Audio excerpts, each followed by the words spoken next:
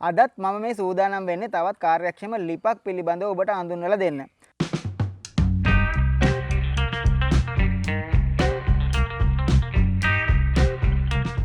මම ඔබට වතාවල් ගණනාවක මගේ channel එකේ වීඩියෝ හරහා වීඩියෝ අරගෙන ආවා අපි කොහොමද මේ රටේ මේ වෙනකොට පවතින බලශක්ති අර්බුදයත් එක්ක මේකට මුහුණ දෙන්නේ කියන එක සම්බන්ධව වීඩියෝ. ඉතින් ඒකේ එක වීඩියෝ එකක් විදිහට මම මීට කලින් වතාවක ඔබට පෙන්නුවා මේ ලිප් නිෂ්පාදකයෙක් සම්බන්ධව පරිසර හිතකාමී ඒ වගේම අපිට මේ බලශක්ති අර්බුදයත් එක්ක යම් විදිහකින් විසඳුමක් අරන් ආපු මේ ලිපක් පිළිබඳව වීඩියෝ දෙකක් මම ඔබට අරගෙන ආවා. ඉතින් ඒක බලලා මට තව මගේ ප්‍රේක්ෂකයෙක් කතා කරා. මම ඔහු මීට කලින් අඳුරන්නේ නැහැ ඇත්තටම. ඔහු නමින් දිමුතු.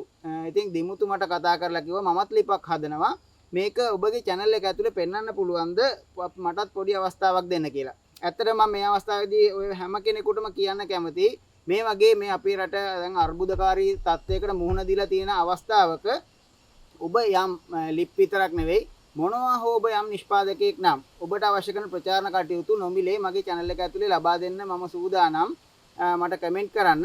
ඉතින් ඒ විදිහට තමයි දිමුතුව මට මුණ ගැහෙන්නේ. දිමුතුව හදලා තියෙනවා අලුත් ගැජට් එකක්. එහෙම නැත්නම් ලිපක්. මොකද දැන් ගෑස් නැහැ. ඉතින් මේ ගෑස් නැති එකත් එක්ක මම ඔබට මේ බයෝගෑස් හදන හැටි එහෙම වීඩියෝ ගණනාවක් ඔස්සේ කියලා දුන්නා. ඒ වගේම තවත් මේ විකල්ප වෙනත් බලශක්ති ක්‍රමවේදයන් සම්බන්ධව ඔබ දැනුවත් කරන්න මම සූදානම්. ඉතින් දිමුතුට අවස්ථාවක් ඉල්ලුවාම මම කිව්වා ලිපත් අරගෙන එන්න අපේ ගෙදර එන්න මම ඔබට වීඩියෝ එකක් කරලා දෙන්නම් කියලා. ඉතින් ඒ අවස්ථාව තමයි ඔබ මේ දකින්නේ. ඉතින් මේ තියෙන දිමුතුගේ ලිප. දිමුතු බොහොම ආයිබුවන් කියලා පිළිගන්නවා වැඩසටහනට. දිමුතු පැහැදිලි කරන්න මේ මොකද්ද තියෙන්නේ මේකෙන් මොකද්ද කරන්නේ මේක ඇයි ඔබට මෙහෙම එකක් හදන්න හිතුනේ චුට්ටක් අපිට බලන් ඉන්න අයට කියලා දෙන්නකෝ. ඔව් පළවෙනිම කාරණේ උනේ අපේ ගෙදර ෆීචර් බලශක්තිය අර්බුදය විසඳ ගන්න එක අපේ නෝනා දවස් දෙකක් විතර බෝලිමේ ඉඳලා ගෑස් ගන්න බැරුව. ඊට පස්සේ යාට ලිග්ගල් 3ක් හදලා තමයි බත් උයාගත්තේ. කෑම හදා ගන්න සිද්ධ වුණේ. ඊට පස්සේ තමයි මේ ඇත්ත අභියෝගයට මුහුණ දෙන්නේ කොහොමද කියලා මම කාලාන්තරයක් තිස්සේ නොඑක් මෝටර රථ පිළිබඳ ඊළඟට නොඑක් අභියෝග පිළිබඳව නොඑක් දේවල් කරලා මම හිතන්නේ අපේ බලන් ඉන්න අය කැමති වෙයි දිමුතු වෘත්තීය වශයෙන් මොනවද කරන්න කියලා දැනගන්න ඒකත් එක්ක මේ ලිපේ පොඩි සම්බන්ධයක් තියෙනව නේද? ඔව් මෝටර රථ අලුත් වැඩියාව පිළිබඳ කාර්මිකයෙක් විදිහට තමයි දිමුතු වැඩ කරනවා කියන්නේ. එතකොට ඇත්තටම මේ දැනුමත් යම් විදියකින් ඉවහල් වෙන්න ඇති මේ ලිප හදන්න. හරි මේක ගැන පොඩ්ඩක් තව පැහැදිලි කරන්න. මේකේ මොකද්ද තියෙන විශේෂත්වය? දැන් අපි මේක මේ සාමාන්‍යයෙන් ලිපක හැඩයක් නෙවෙයි ඇත්තටම මේකේ තියෙන්නේ. මේක දැන් අපි දාන්නේ ලිපක් මේ බොහොම ෆ්ලැට් මේ තිරස් හැඩේ එකක් කියලානේ. දැන් මේක මේ සිරස් අතර තියෙන ලිපක් තමයි අපි දකින්නේ. එතකොට දැන් දිමුතුගේ ලිප මේ අනිත් ලිප් වලින් වෙනස් වෙන්නේ කොහොමද? මේකේ මොනවද තියෙන විශේෂතා? කොහොමද මේක භාවිතා කරන්න කියලා අපිට කියන්නකෝ. මේකට සිලින්ඩර් දෙකක් පාවිච්චි කරලා තිනවා.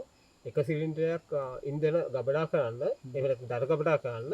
අනිත් සිලින්ඩරේ තමයි අවශ්‍ය ඔක්සිජන් ප්‍රමාණය රත් කරලා ලිපට ලබා දෙන තමයි අනිත් සිලින්ඩරේ පාවිච්චි කරලා තියෙන්නේ. ඔව් ඒ කියන්නේ මේකේ මේ කුටීර දෙකකින් යුක්තව මේ සිලින්ඩර් හැඩය නිෂ්පාදනය කරලා තිනවා. මේකේ දැන් මට මෙහෙම බැලුවාම පේනවා ඇතුලේ මේ සිදුරු තියෙන මේ ඇතුළත සිලින්ඩරේ සිදුරු විදලා තියෙනවා. එතකොට මේ මම හිතන්නේ වඩාත් හොඳට වායු සංසරණය සිද්ධ වෙන තමයි මේ කාරණාව වෙන්නේ.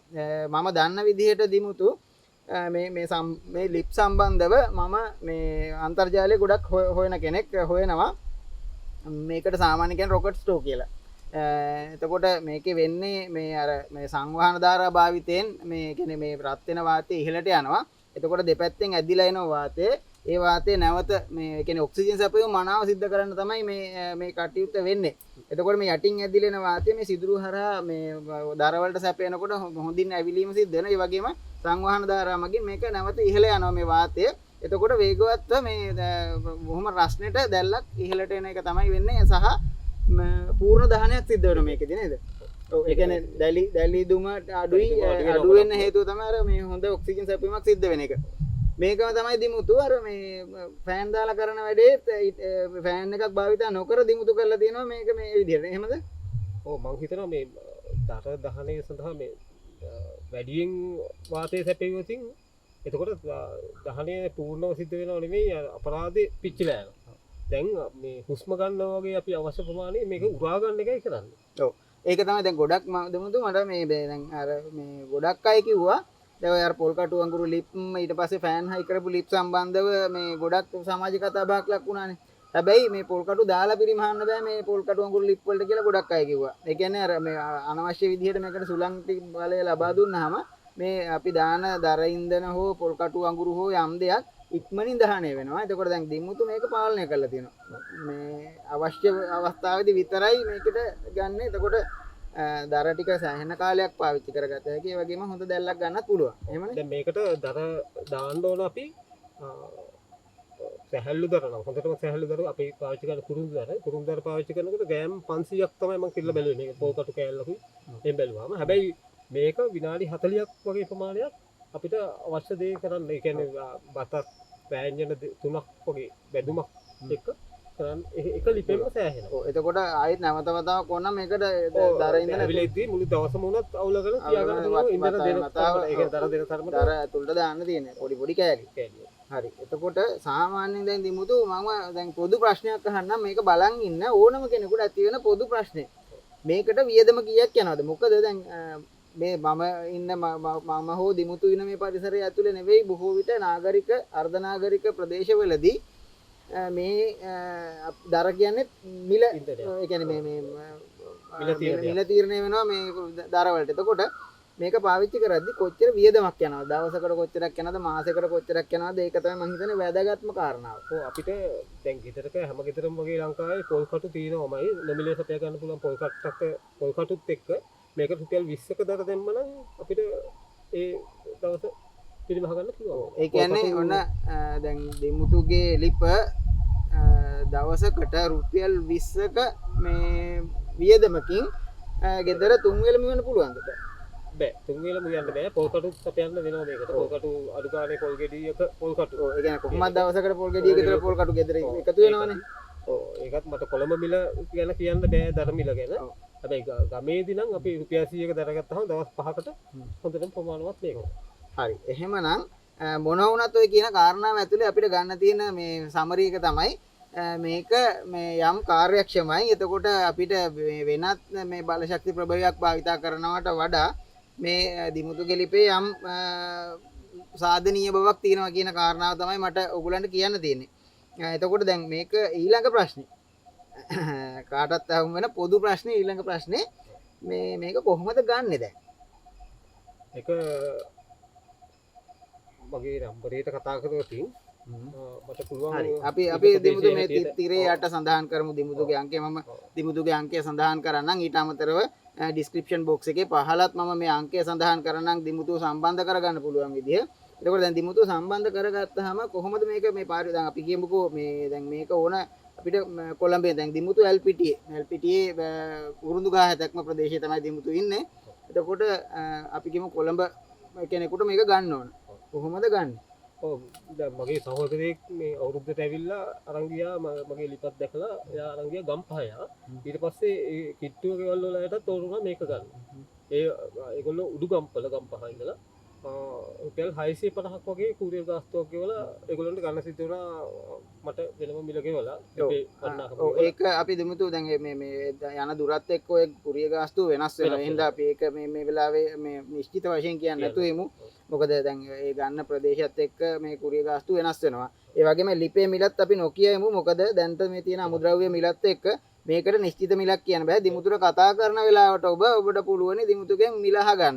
නැත්නම් මේ ගොඩක් අය දැන් මටත් බැනලා දානවා සමහර අය කමෙන්ට් දානවා අයි මේවයි ගණන් කියන්නේ නැත්තේ කියලා. ඉතින් මේ අද රටේ පවතින තත්ත්වයත් එක්ක මේවට ගණන් කියන්න බෑ. එහෙම ඉතින් මේ අමුද්‍රව්‍ය මිල දී ගන්නවා දිනෙන් දින මේවා මිල ඉහළ යනවා. ඒ හින්දා ඔබ කතා කරන අවස්ථාවේදී දිමුතු කියාවි මේකේ මිල කීයද කියලා. එතකොට දැන් දිමුතු මේ දැන් මේකේ දැන් ගින්දර අඩු වැඩි කරන්න ඕන නම් කොහොමද කරන්නේ?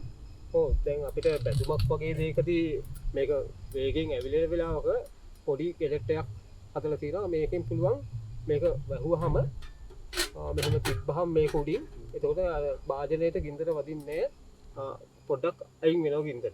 හැබැයි මේක නොතියම අපේ නෝනා නම් දැන් පුරුදු වෙලා ඉන්න මේ ඕන වෙලාවක දර ප්‍රමාණය අඩු වෙලාවක ඒ වැඩ කරන්න ඕන. ඒ කියන්නේ මේක පාවිච්චි කරනකොට අත්දැකීමෙන් මේක ගන්න පුළුවන්. දැන් මෙන්න මේ වෙලාවට එන්නේ සැරගින්දර, මේ වෙලාවට එන්නේ අඩු ගින්දර.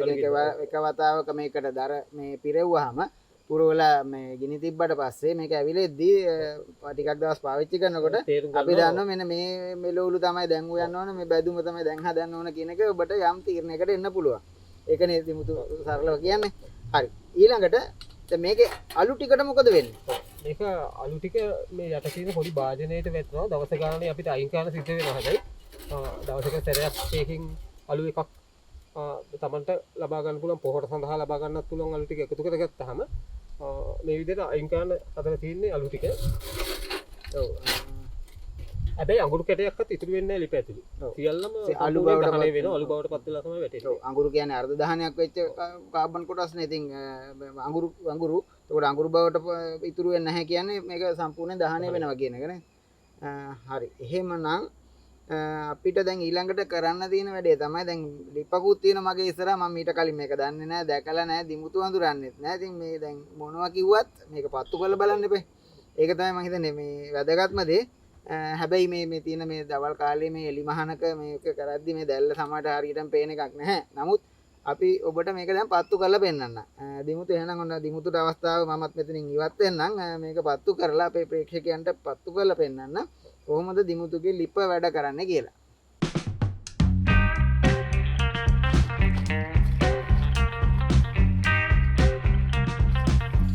ලොකු දර ටිකක් දාගන්න පුළුවන් අඩියට මේ අඟල් 6ක් 9ක් අතරේ දිගට තියෙන දර.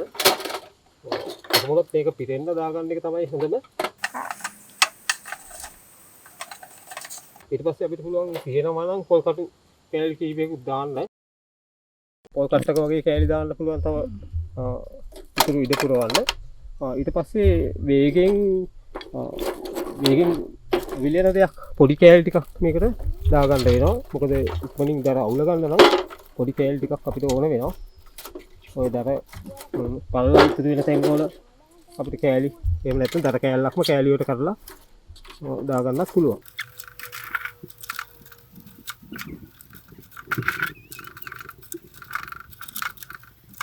දර ගබඩා කිරීමෙන් හිත වෙන්න ගබඩා කිරීමෙන් අපිට මේක වැඩි වෙලාවක් තැල් වෙන විදිහට කියලා තමයි අත්දැකීම තියෙන්නේ. වැඩි වෙලාවක් තැල් වෙන හොඳටම හිර කරලා තිබ්බහම